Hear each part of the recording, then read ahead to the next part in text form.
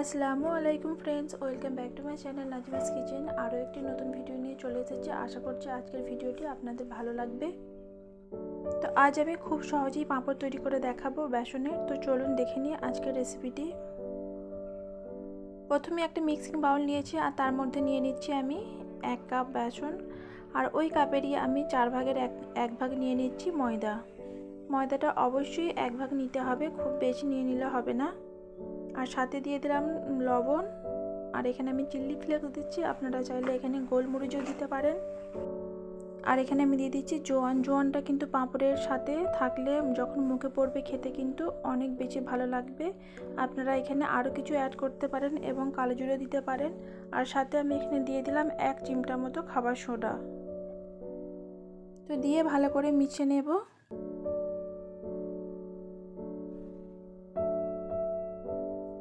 আর এবারে আমি এখানে দিয়ে দেব রান্নার তেল।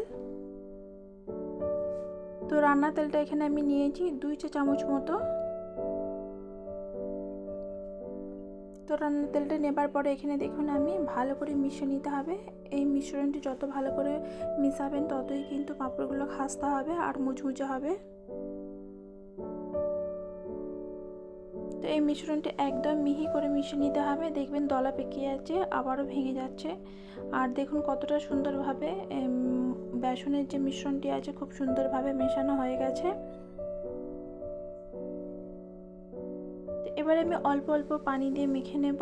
আর এই ডোটা হবে একটু আটার যে আমরা রুটি বানাই তার থেকে একটু শক্ত করে বানাবো। তো চেষ্টা করবেন অল্প অল্প পানি দিয়ে এই ডোটাকে তৈরি করতে।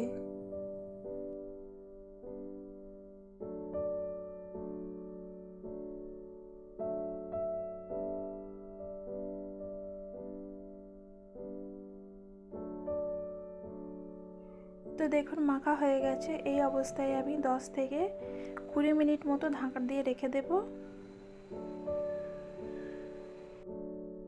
তো 20 মিনিটের পরে আমি আবারও খুলে নিচ্ছি। তো এই ডোটাকে আরও একবার মেখে নেব।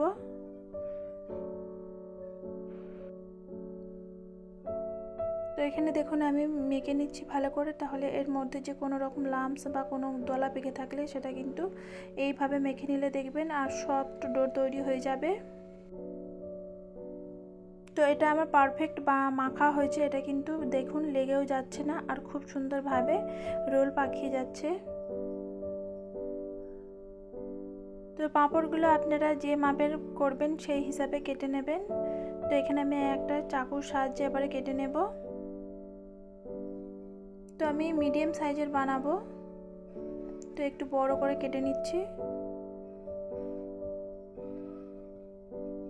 তো বেলতে অসুবিধা হলে এখানে আমি একটু তেল মাখিয়ে নেব বোর্ডের মধ্যে। আপনারা চাইলে যে পলিথিনের মধ্যেও কিন্তু এই পাঁপড়গুলো তৈরি করে নিতে পারবেন খুব সহজেই। তবে কিন্তু আমার আর এই যে পাঁপড়ের ডোটা একদম পারফেক্ট মাখা হয়েছে, তো এই কারণে কিন্তু খুব সুন্দরভাবে আমি এই বোর্ডে রেখেই কিন্তু বেলা যাচ্ছে, লেগেও যাচ্ছে না। আপনারা দেখলেই বুঝতে পারবেন। আর আপনাদের যদি একটু বেলতে অসুবিধা হয় আপনারা চাইলে পলিথিন ব্যবহার করতে পারেন।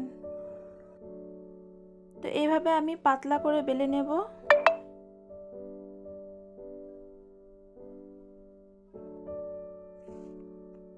তো আর এই পাঁপড়ে বেলার সময় চারিদিকটা কিন্তু সমান করতে হবে।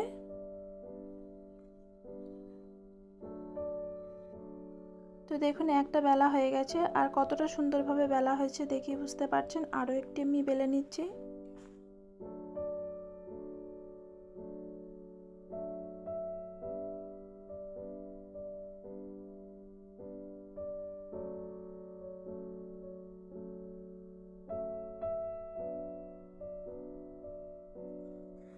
তো এখানে দেখুন সব কটাই আমি বেলে নেব সেমভাবেই।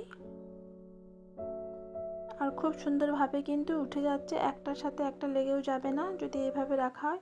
তো এখানে পাঁপড়গুলো আমার বেলা হয়ে গেছে। তো এবার পাকাটা হাওয়ায় একটা একটা করে আমি শুকিয়ে নেব। আপনারা চাইলে এই পাঁপড় বছর জুড়ে সংরক্ষণ করতে পারবেন। আর রোদে দিয়ে একবার করে মাঝে মাঝে রোদে দিয়ে দেবেন, দেখবেন পাঁপড়গুলো নষ্ট হবে না। আর এখানে দেখুন ফ্যানের হাওয়ায় কতটা সুন্দর পাঁপড়গুলো শুকিয়ে গেছে। এবারে আমি ভেজে দেখাবো। আজকের পাঁপড় রেসিপিটা আপনাদের যদি ভালো লেগে থাকে প্লিজ লাইক কমেন্ট শেয়ার করবেন।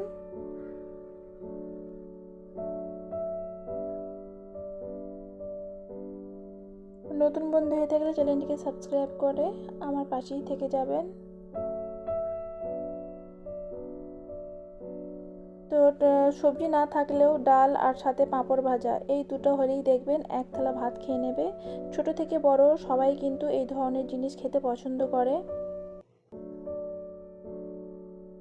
আমি এখানে পাঁপড়গুলো সব ভেজে নিলাম।